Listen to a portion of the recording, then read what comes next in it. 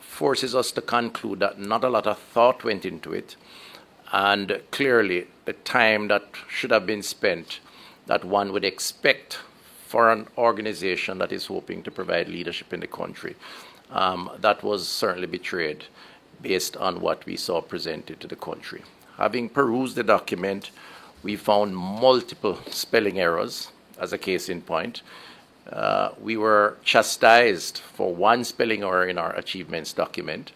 It wasn't an error on our part, but nevertheless, we took the criticisms, and they did a lot of that criticizing.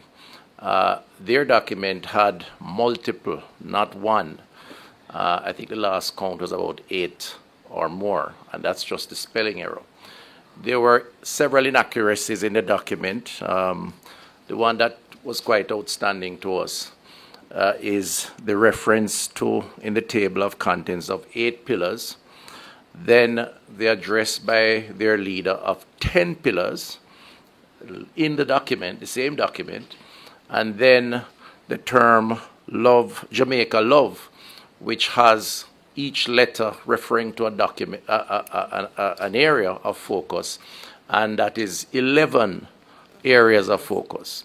So the first question I would ask is, what is it? Is it a pillar of 8, a pillar of 10, or a pillar of 11? Clearly what it signals to us is that it is confusing, and you wonder if that is the approach that they would want to take to providing leadership as a government. I mentioned that because it sounds simple, but they made a big issue with it when they noticed the one spelling error in our document. And clearly it reflects on them and what they represent. For us, the manifesto seemed to have been a copy and paste wish list, ranging from being incoherent to major imitation of what currently entails and what this government is doing. And my colleagues will speak more on that. In one case, it had a number of impractical suggestions that we think would need a lot more explanation and raises more questions than answers. And in another case, they seem to have repeated a lot of what the government is doing. And we are doing it with success, and we'll elaborate a little more on that. You know, they promised to reduce electricity costs, for example, but as you know, the debate, the discussion around them signing an electricity deal that drove up the cost of electricity. It is now that this government and the Minister Vaz, is now attempting to renegotiate that arrangement in order for the consumers, for the Jamaican people to benefit. The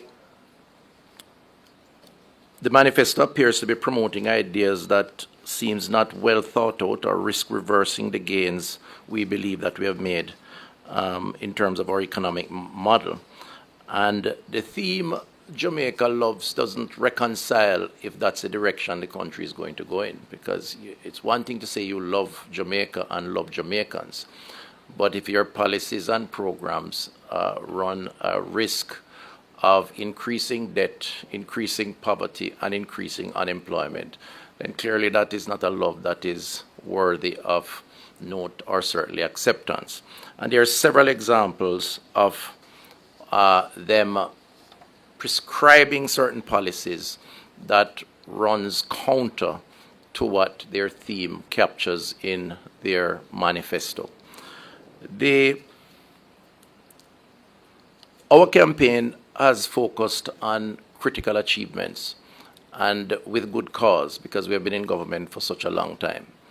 And our achievements that we have listed, all 256, are tangible achievements. And we will continue to appeal to the Jamaican people to judge us on those achievements: the reduction in poverty, reduction in crime, the increase in unemployment, the largest job creation that has ever taken place, and several other achievements which we have put out on display and which have impacted people on the ground. That for us is the big pitch, and why we humbly suggest it justifies us remaining in office for the next 5 years. I'm going to spend a few minutes on health, because, again, in keeping with the cut and paste approach, a number of things were suggested within the health portfolio that we are in fact addressing. They speak about maternal care, and I know they have made some issues with that in the past year. Maternal mortality is actually trending down. In the COVID years, it was just over 200. It's now 133 in a year ago. We're still tracking the numbers to see what it was last year. We have done a number of things to impact maternal mortality, in improving engagements with mothers early in their pregnancy, governance and monitoring, facilities and equipment that have been upgraded, a lot more engaging approach at the primary healthcare level. In fact, the statistics indicate that last year, some 45% of mothers visit with their health centers to get medical care and support and advice, as opposed to almost half that amount 3 years prior. And this was after COVID. So we are seeing significant improvements, and those improvements will continue. And what they are proposing in their manifesto is what we are actually doing. They speak about the National Health Fund and the expanded care that they propose to provide under the National Health Fund. Since 2015, 9 conditions of illness have been added to the National Health Fund. So the government has actually expanded coverage under the National Health Fund. We have added sickle cell disease, lupus, cervical cancer, attention deficit disorder, colorectal cancer, multiple myeloma, lung cancer, Parkinson's disease, and thyroid disease. In other words, these were areas that were not covered under the PNP and are now covered under this administration. In 2015, less than 1 million prescriptions were written. Last year, 3 million prescriptions were written. We have more outlets for drug dispensation, which we are giving more drugs.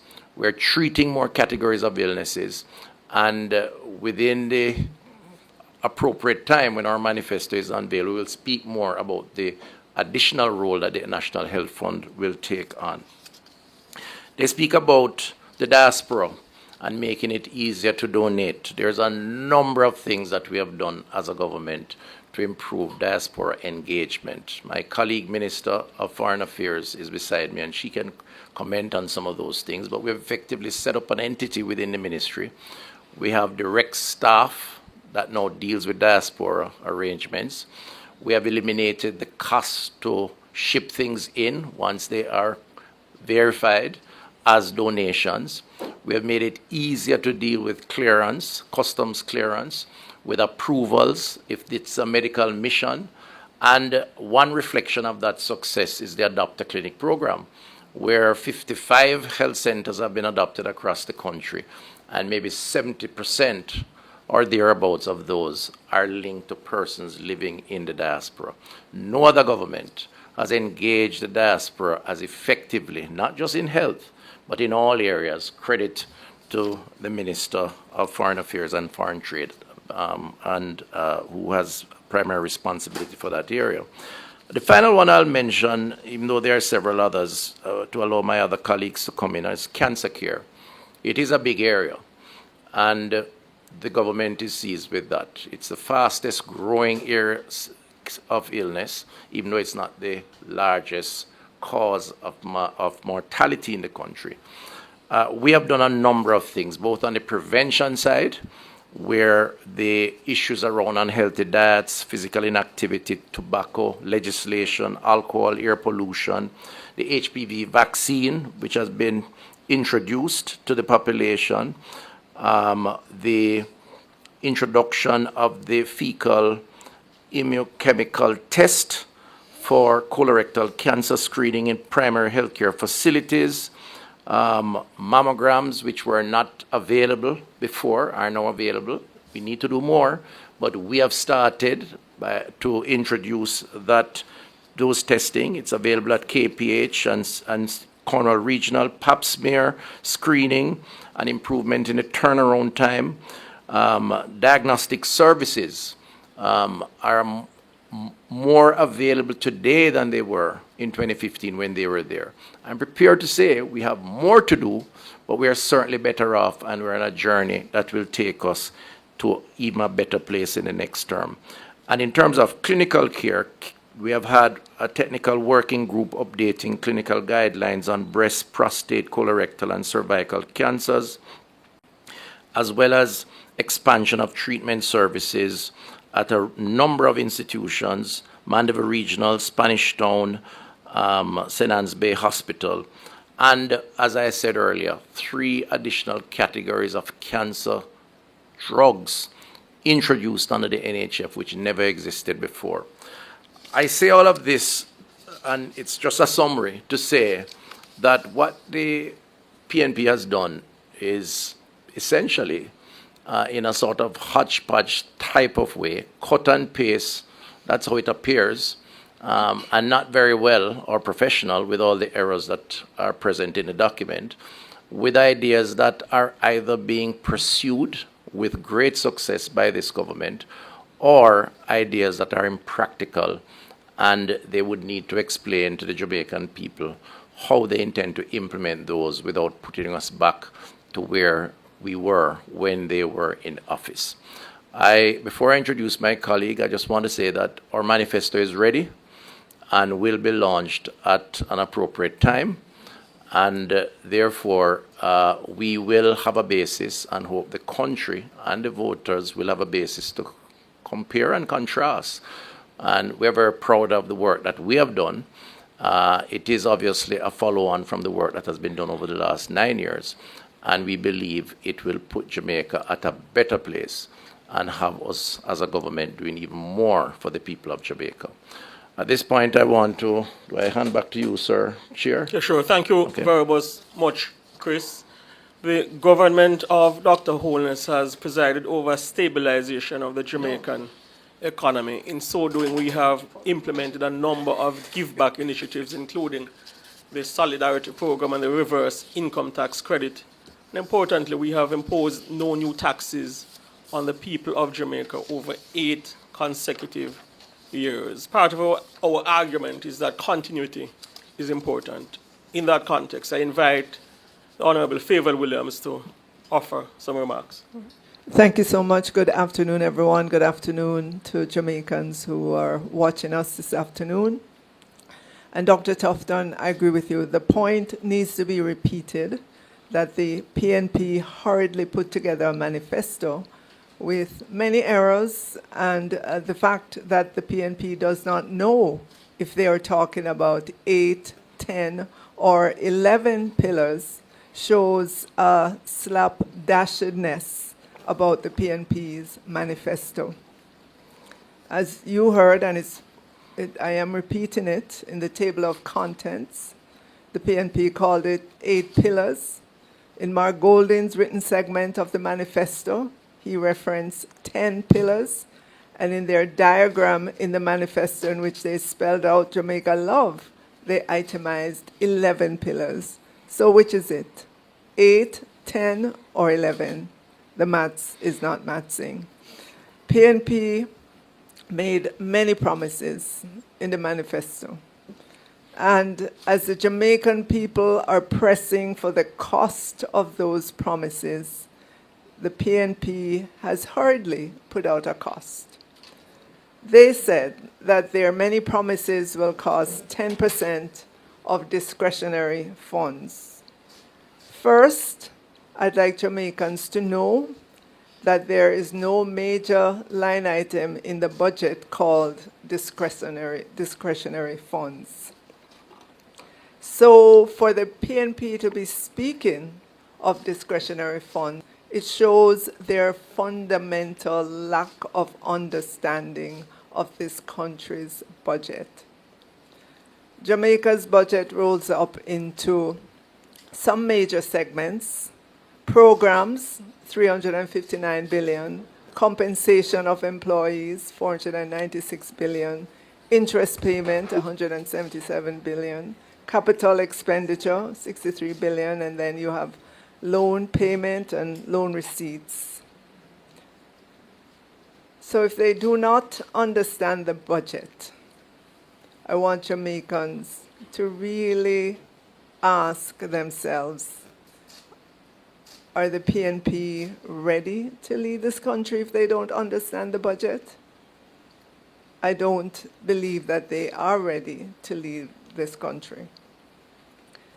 So I say to Jamaicans, if you take nothing away today from this press conference, I want you to take away with you the fact that the PNP does not understand government, the PNP does not understand Jamaica's budget, and the PNP is not ready to lead this country.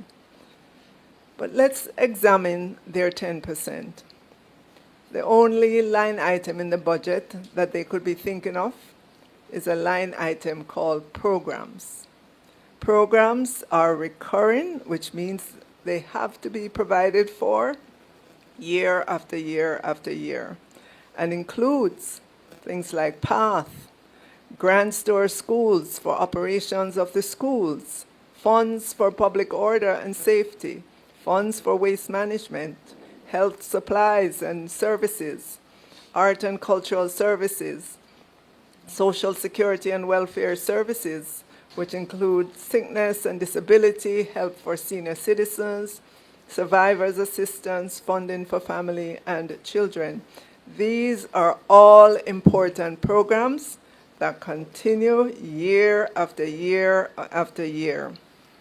And so I would like the PNP to tell Jamaicans today or any day before Election Day on September 3rd, 2025, which of these programs they will cut, eliminate, or defer into the future in order to fund their raft of promises. And I'm asking the Jamaican people not to let them off the hook with these promises that they're not telling you how they will fund them. If they can't tell you how they will fund them, then they are simply empty promises. Here today, gone tomorrow. So every time you hear them speak of these promises, ask them, how will you fund it? Will you tax us, the Jamaican people, to fund it? Will you cut something in the budget to make way for your promises? Or, like the PNP has a history of doing, will you borrow to fund it? And let them answer the question. So to the people of Jamaica, I say here we are again on the eve of an election with promises from the PNP that they have not explained how they will fund. We know their history. The PNP are the party that puts more taxes on the people. They are the party that adds more debt to the debt stock. Do not let them anywhere near Jamaica House. They will wreck the economy again. They do not understand this country's budget. They do not understand government. And the PNP are not ready to lead. Thank you so much. Thank you very much, Favour. I believe it was the late, great Nelson Mandela that said education is the most powerful tool which may be used to change the globe. That's a conviction of the Jamaica Labour Party and the administration of Dr. Holness. I invite Senator Dr. the Honorable Dana Morris Dixon to present her comments. Thank you very much, Abka, and good afternoon to everyone here, and good afternoon to Jamaicans who are listening to us. My role today is to give some commentary on the manifesto of the PNP, specifically looking at the education, youth and skills section, and also the digital transformation related areas. And when I read through it, it was very clear to me that you could say that the PNP chooses the Jamaica Labour Party. That's what I got from the manifesto, and especially with education. Let's note that our Prime Minister, Dr. the Most Honorable Andrew Holness, created a commission, an education commission, to look at how we can improve education. That commission gave us the Patterson report. And we reported recently that we're already 30% down the road in implementing those recommendations from that esteemed body. And so when you look at the manifesto, it is indeed a cut and paste of the Andrew Holness administration's policies. And I'll go through a few areas. I could go through many more, but I know our chair will say I need to stop after a little bit. But if we look at literacy and numeracy, a few minutes after I was appointed Minister of Education on October 31, 2024, I said that the goal of the administration and my goal would be to focus on literacy and numeracy and to ensure that every child is literate and numerate before they leave primary school. But then I read in the manifesto, the PNP promises that every child can read, write, do arithmetic, and reason by age 12. Sounds like exactly what I said on October 31, 2024. In terms of early childhood education, I saw a note that said the PNP is seeking to reintroduce structured early childhood screening from age 3 to identify special needs early. And I'd like to note that recently I spoke to Jamaica about this being a top priority of the administration already.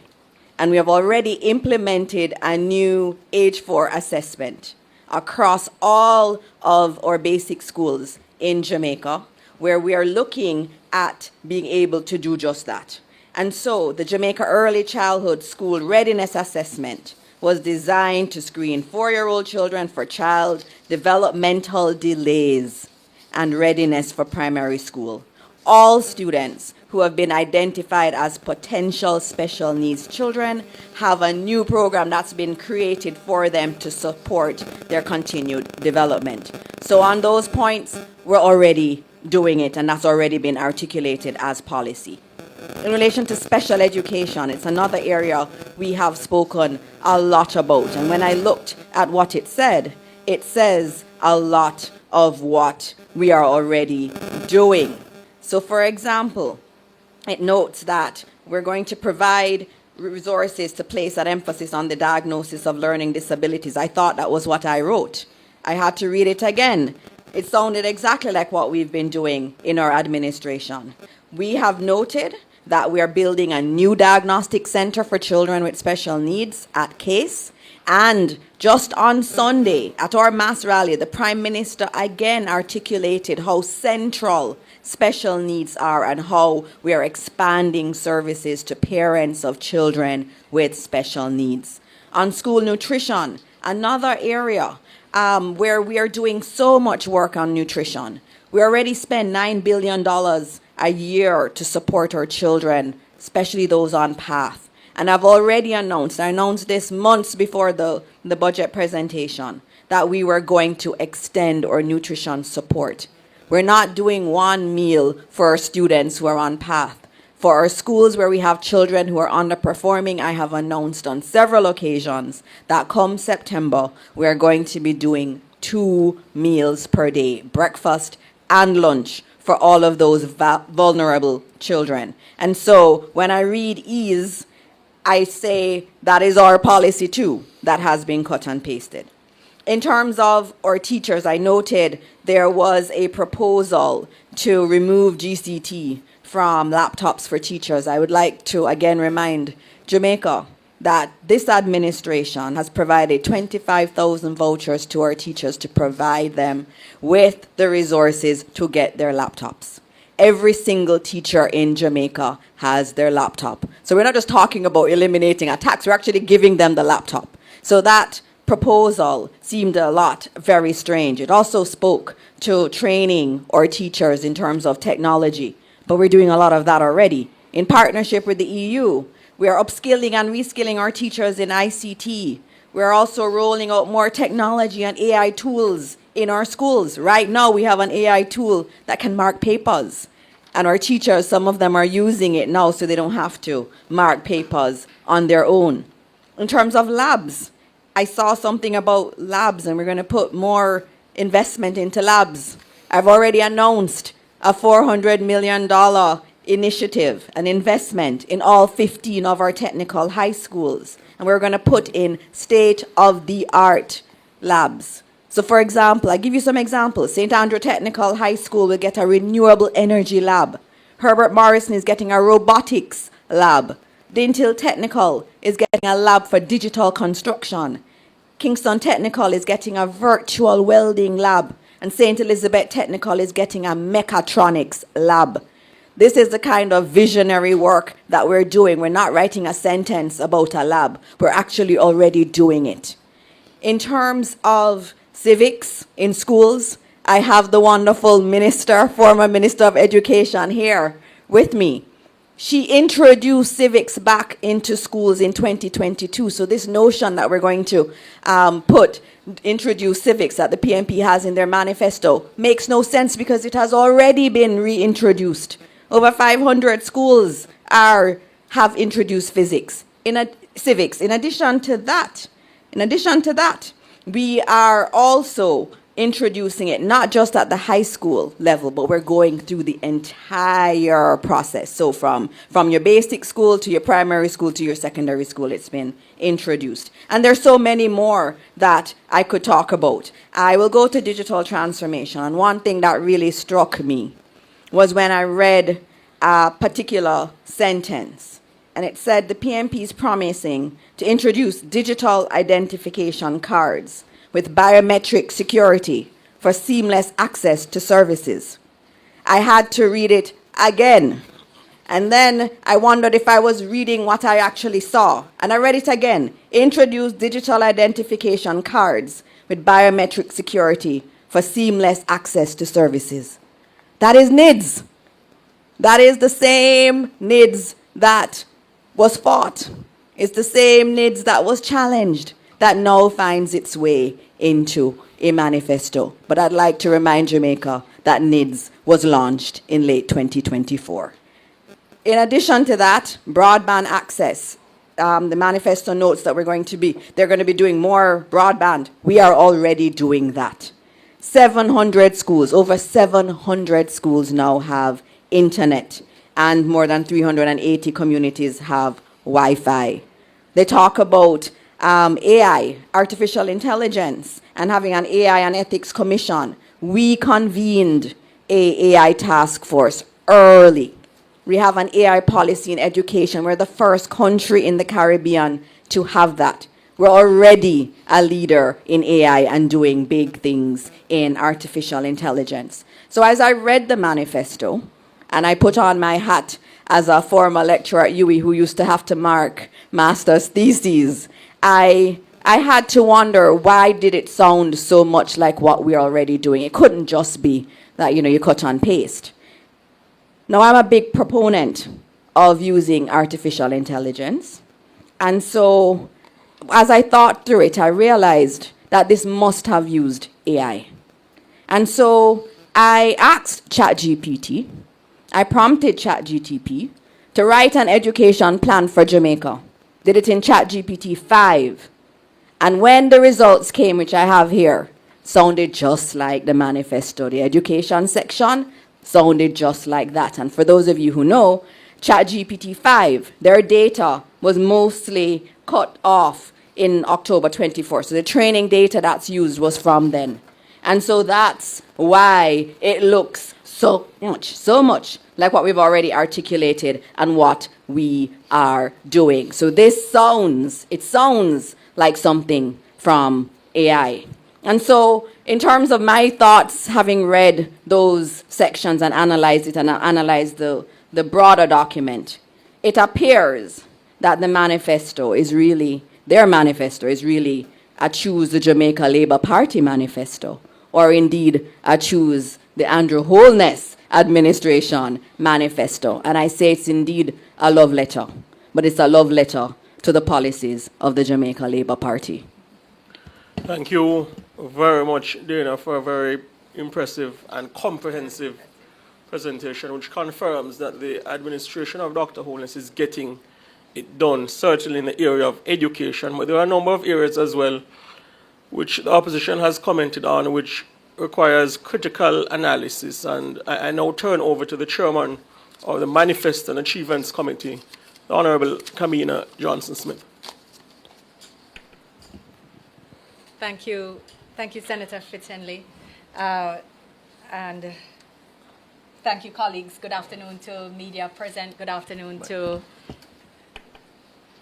It's not on? Yeah, so. Yo, yo, yo. Good afternoon to everyone who is with us here in the room, and of course, everyone who's joining us online, everyone who's watching in Jamaica, and of course, overseas. You know, I have a particular love for you, so welcome, and again, we're glad you are spending time with us. I'll just try to touch on a few areas, and I want to start with the title of the PNP's manifesto. And I want to make it clear that my view is that, and my considered view, is that the title they have used is the most insincere and disingenuous title which the PNP could have chosen for their manifesto. Why do I say this? They have spent the last 3 to 4 years tearing down Jamaica in every forum, whether domestically or internationally, maligning our systems recklessly without any concern as to the risk to which they have put our systems or our beloved country. They have maligned the media, which affects our global media freedom positioning on the index. They have accused us recklessly and baselessly of corruption, which affects our transparency perception index. We are grateful that the Media Without Borders or Journalists Without Borders do, however, check their facts, because we have continued to do very well within the Caribbean on that index, and we have continued to score the highest as compared to under the PNP's administration on the Transparency Perception Index, because it is recognized that the facts do not match with the PNP's narrative. However, not only to tear Jamaica down internationally, but to start your campaign with the mantra of blood and fire, recalling one of, if not the most politically violent periods in Jamaica's history, at a time when the government is working relentlessly to restore peace. And then, as you approach the election date, you magically seek to print a document with the word love on it and the word Jamaica on it, and expect that the Jamaican people should accept that you are truly a peace-loving party and that you are truly a patriotic country, when all of your conduct over the last 3 to 4 years has crossed the line long ago beyond productive and constructive criticism and opposition into unpatriotic and anti-Jamaican conduct. It is disingenuous, it is, to put it softly, insincere, and I want the Jamaican people to be clear that the PNP has shown you who they are, and so we must believe them. One document, slapdash, cut and paste, AI generated, however you put it, it is not sufficient to correct who they have shown us themselves to be. The next point that I want to take is more on the lines of content. And again, however, regrettably, I have no conclusion other than that they are, again, entirely disingenuous or perhaps uninformed. The extent to which their policies replicate or repackage policies and programs in place already by the Jamaica Labour Party is astonishing.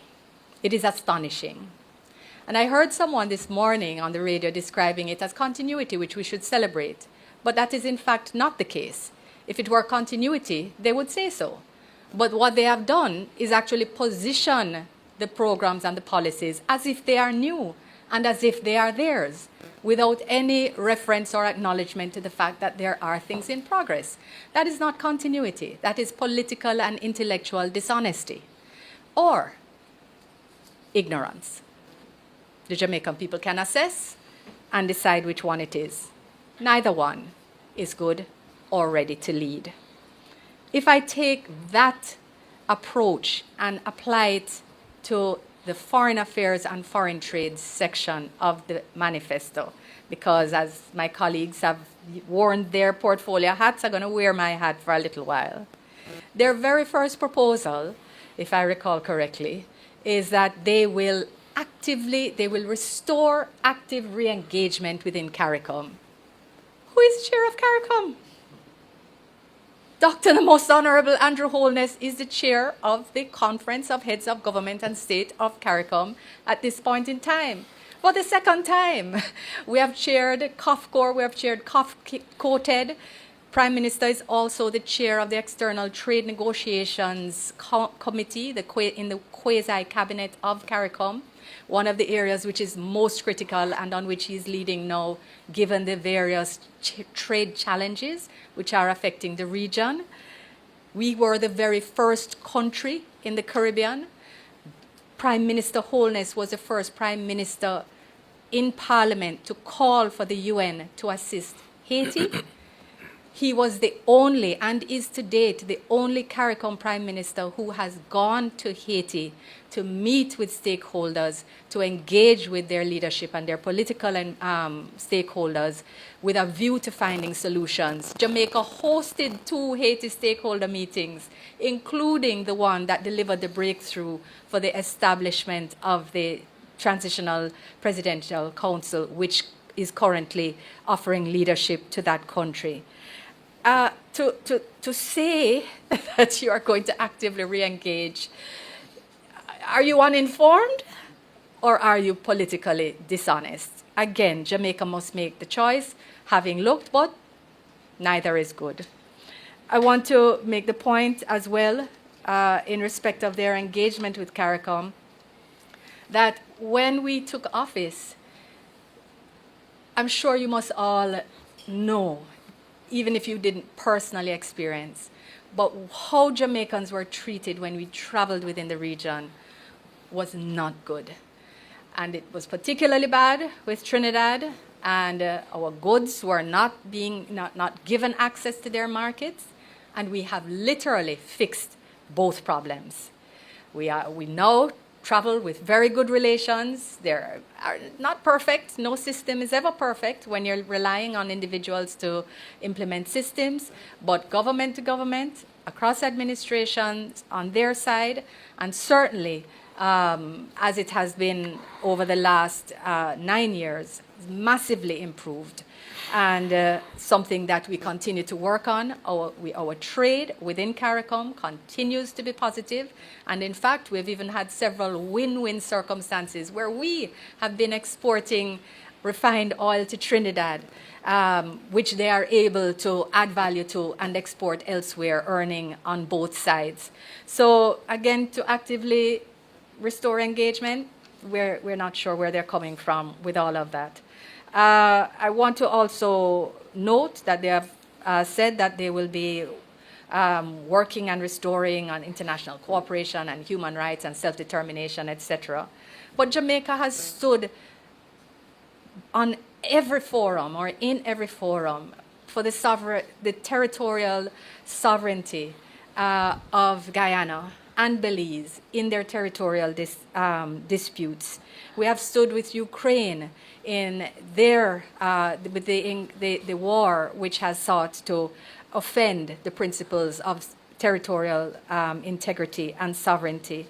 We have recognized the state of Palestine with a view to seeking a 2-state solution. We are the first government to make that recognition since independence, which means that the PNP has never done it, even though they're willing to try and raise a flag, again demonstrating that they are all about gimmicks and image and what they think people want to see or hear, but when it comes to doing the actual work, the Jamaica Labour Party is doing it already. They say that they're going to engage the diaspora on constitutional reform, but Minister Malahoo Fort has been having town halls in the US and in the UK, and this process is not done yet. So they're not adding any value to the area of foreign affairs and foreign trade, and I really, really suggest that they do a little research and maybe check out our website. Now, there's another matter that I want to raise in this area, because they also said that they will restore Brand Jamaica. And I also have to make the point, because it's related, that they have not even mentioned the word multilateralism in their foreign affairs section. Multilateralism is the core of small state foreign policy. One state, one vote is the only way for countries like Jamaica, like our CARICOM member states, small island developing states, to have an equal voice on the global challenges that affect us all, like climate change, like financing for development, and other major issues. And to not even have it referenced in a passing way shows a fundamental lack of understanding of where we are in the world and what we need to do to navigate the very choppy seas which exist.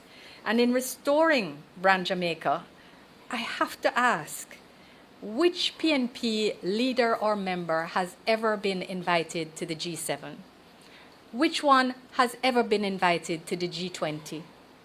Which one has ever been invited to BRICS or BRICS Plus?